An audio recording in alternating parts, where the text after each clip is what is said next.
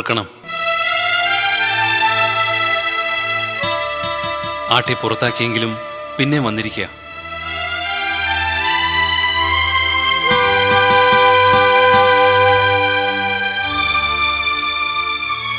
എങ്ങോട്ടാണ് നിന്റെ ഈ ഒളിച്ചോട്ടം?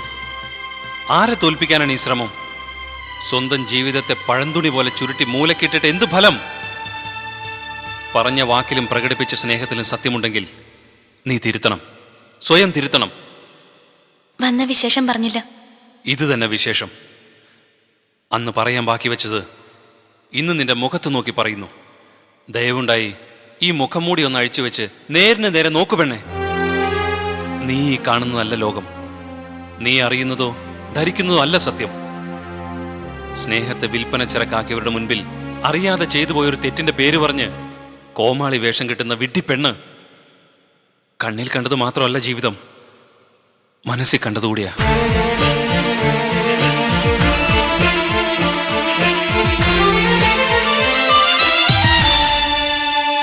പൊള്ളുന്നു അല്ലേ? സഹി കെട്ടതുകൊണ്ടാ ഇങ്ങനെയൊക്കെ പറയുന്നത്. നിന്റെ സ്നേഹം സത്യമാണെങ്കിൽ എന്റെ മുഖത്തേക്ക് നീ ഒന്ന് സൂക്ഷിച്ചു നോക്ക്. ഞാൻ പറയുന്നൊന്ന് അനുസരിക്ക്. എനിക്കൊന്നും കേക്കണ്ട. ഞാൻ കൊലപാതകയാണ്, നർത്തകിയല്ല.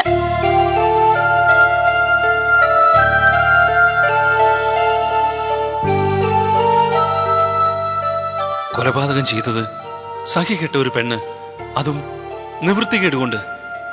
അതിന്റെ പേരിൽ സ്വന്തം ഭാവി തുലയ്ക്കാതെ ജീവിതം ജീവിച്ചു തീർക്ക്.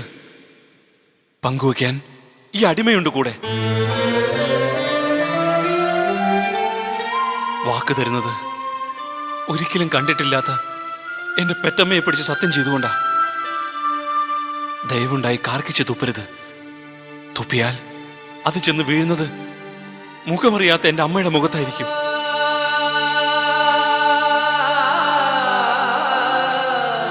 മതി,